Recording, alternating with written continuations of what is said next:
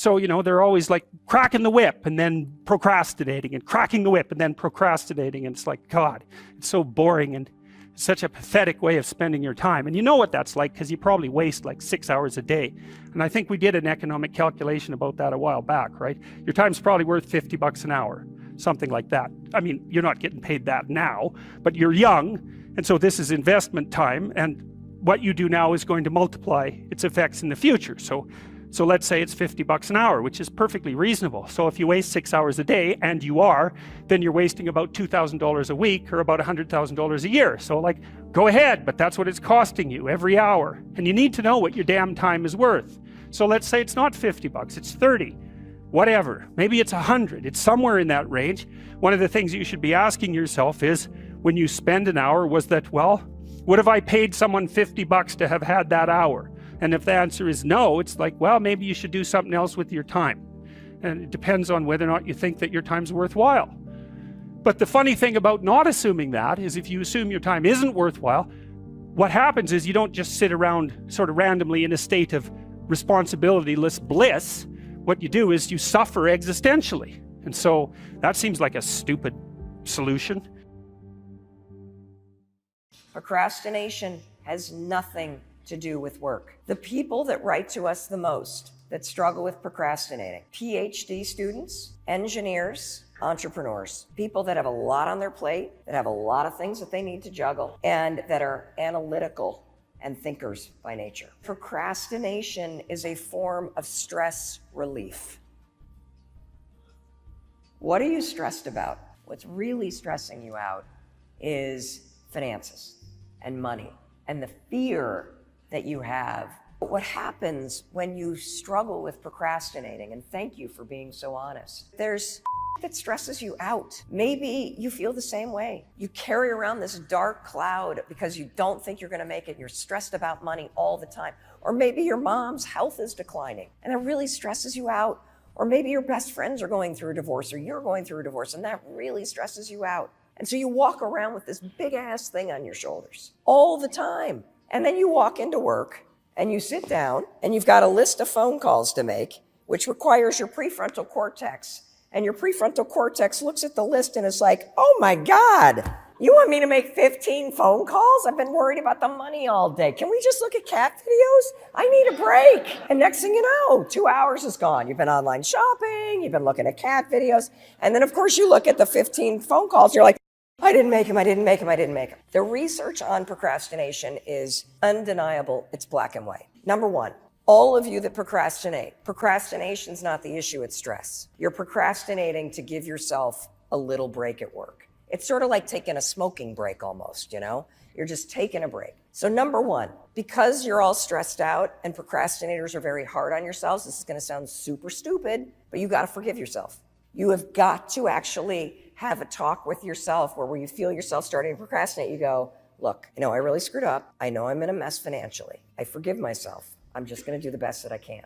So you have to address the thing that's underneath it. So that self-awareness of knowing, oh my God, here's that stress again about finances screwing me over and preventing me from doing the small things that will actually fix my finances. Second thing that you're gonna do, procrastination's a habit, right? You get triggered by stress. The habit is to procrastinate. So when you get triggered by stress, your new habit is, oh, there's my stress again. I'm gonna actually tell myself, okay, you've done the best you can. It's okay, we're gonna do a little bit today. You're gonna create what we call starting ritual. A starting ritual is something that pushes you to start. The best one on the planet, the 5-second rule. So you've said, okay, there's my stress again. I forgive myself. Now we're gonna 5, 4, 3, 2, 1. I want you to only work for 5 minutes. That's it, 5 minutes. Make phone calls for 5 minutes. Here's what we know based on the research. 80% of you will keep going. The trick is starting. You see, I want to break the connection between the trigger, which is stress, and the response, which is procrastination. And whenever you feel stress, which is normal, you have a choice. Here's that gap. In 5 seconds flat, the habit of procrastinating and beating yourself up will take over. Or you can close the gap, 5, 4, 3, 2, 1, and you can make a different choice. I'm just gonna get started. I'm just gonna be okay with where I'm at, and I'm just gonna get started.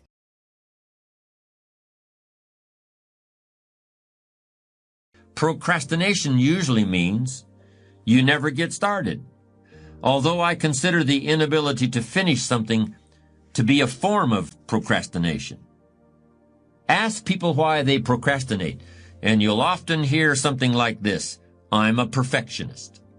Everything has to be just right before I can get down to work.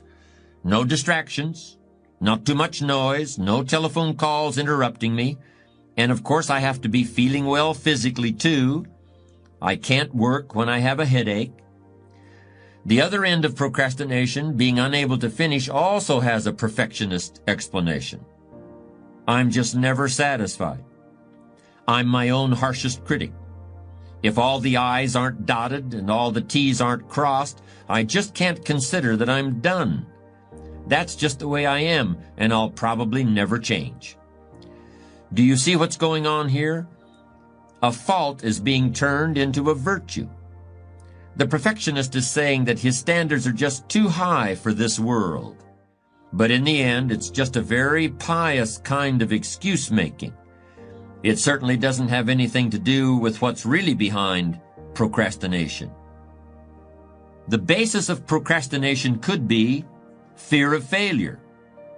That's what extreme perfectionism really is once you take a hard look at it. What's the difference whether you're afraid of being less than perfect or afraid of anything else? You're still paralyzed by fear. What's the difference whether you never start or never finish? You're still stuck.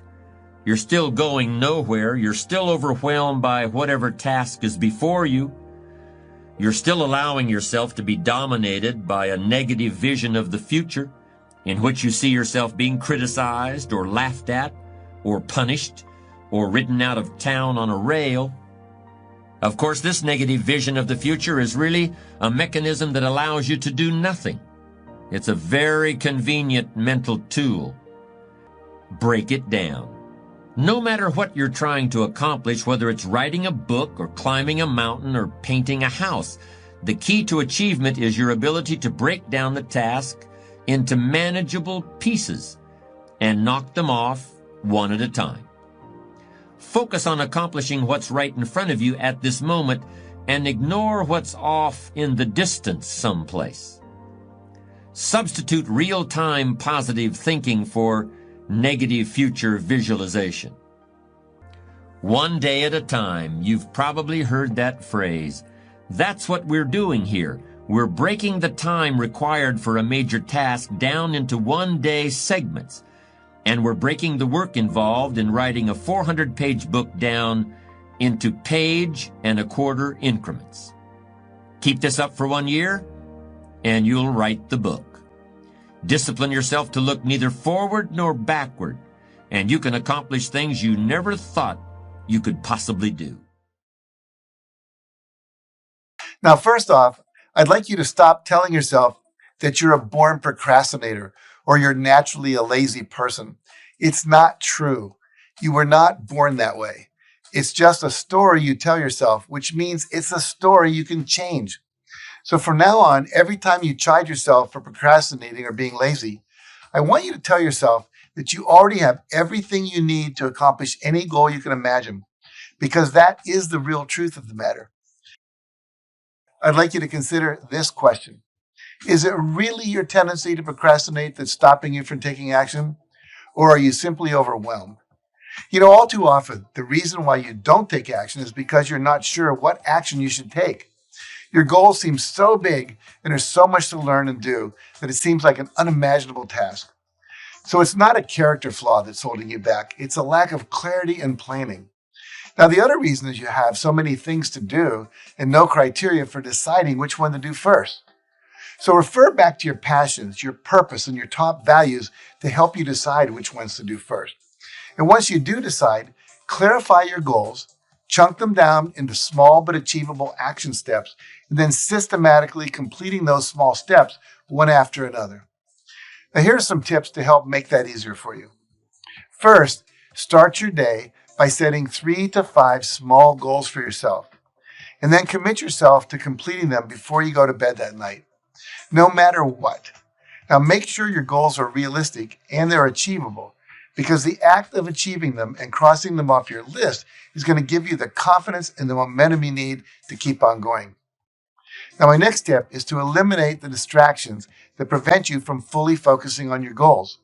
Now, one great way to do this is to use an online website blocker app that prevents you from wasting time mindlessly surfing on your favorite websites or social media networks so you can spend that time more productively working toward your goals.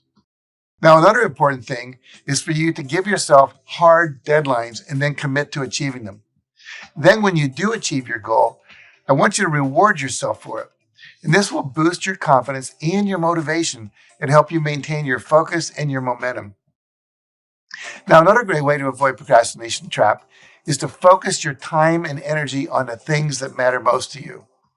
Now, a lot of us will procrastinate when we're forced to work toward outcomes we just don't really care about. It's a lot easier to stay motivated when you're spending your time and your energy on something that's aligned with your purpose and your passions and that's deeply important to you. I encourage you to use visualization and affirmations to create an action-focused mindset. Keep your goals top of mind and learn to see yourself as someone who gets things done. Because when you tell yourself you're a goal-achieving powerhouse, you will become one.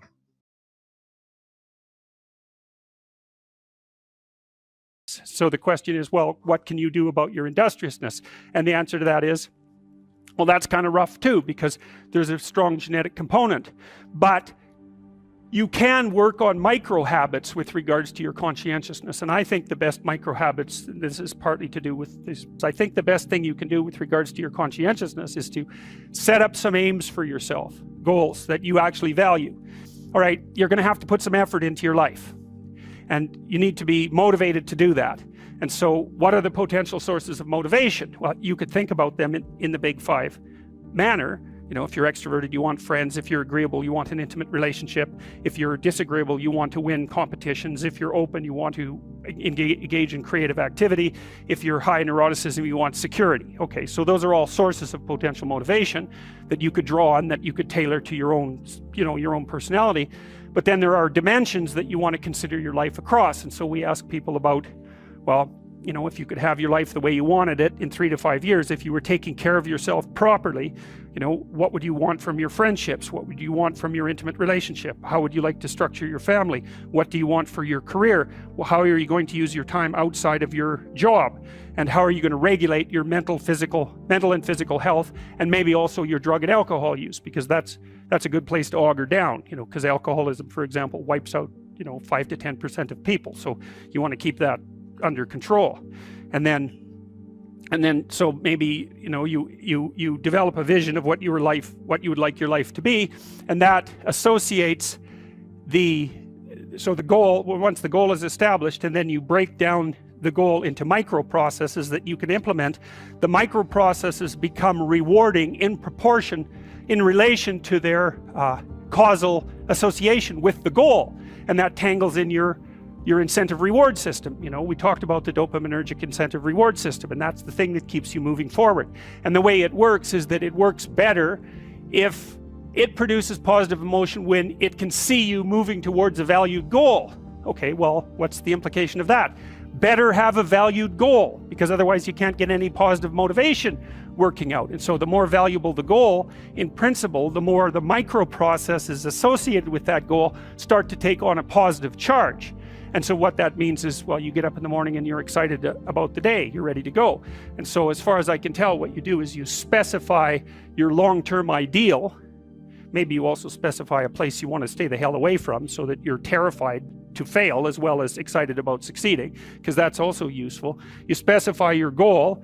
You do that in some sense as a unique individual. You want to specify goals that make you say, oh, if that could happen as a consequence of my efforts, it would clearly be worthwhile. Because the question always is, why do something?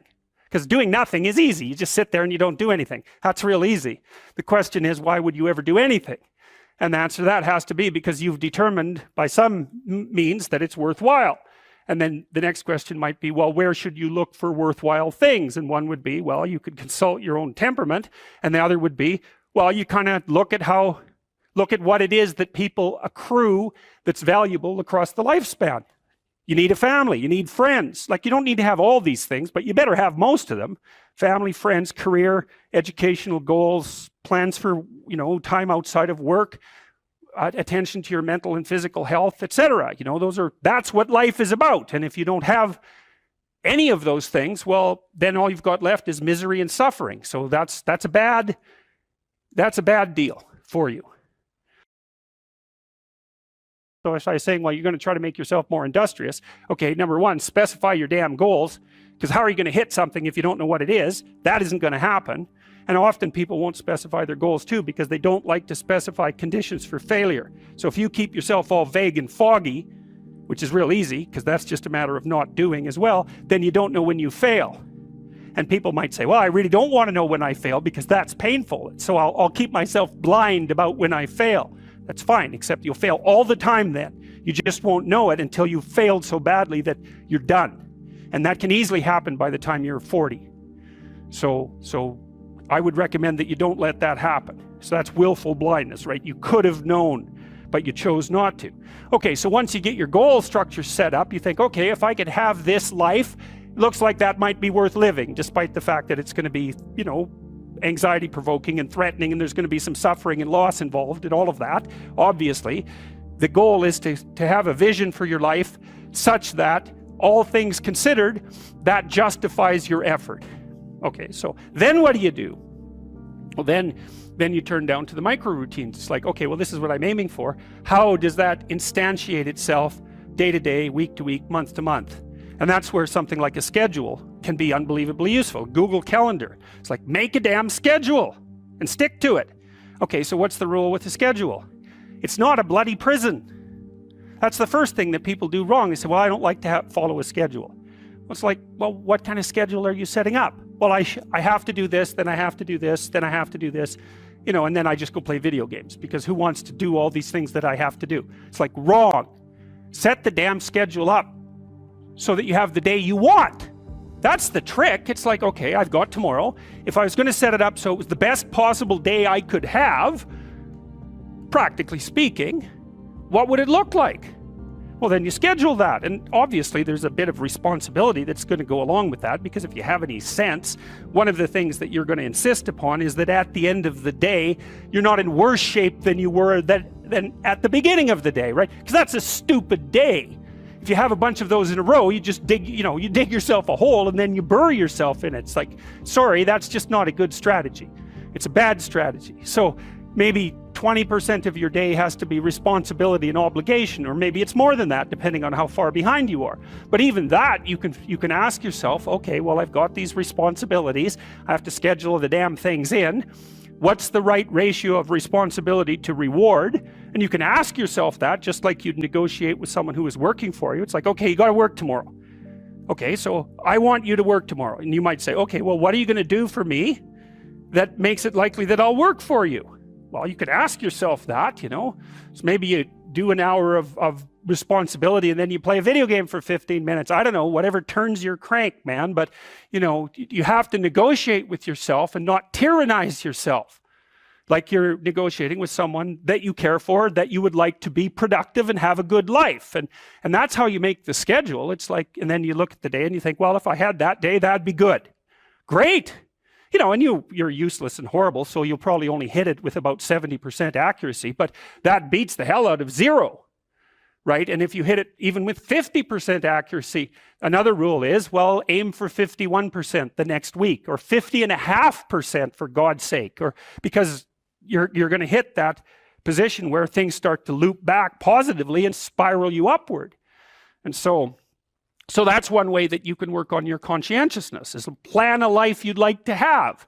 And you do that partly by referring to social norms. That's more or less rescuing your father from the belly of the whale. But the other way you do that is by having a little conversation with yourself about, as if you don't really know who you are, because you know what you're like. You won't do what you're told. You won't do what you tell yourself to do.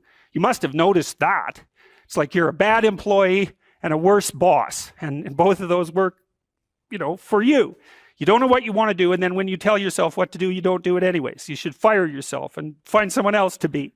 But But, you know, my point is that you have to understand that you're not your own servant, so to speak. You're someone that you have to negotiate with. And you're someone that you want to present the opportunity of having a good life to. And that's hard for people because they don't like themselves very much.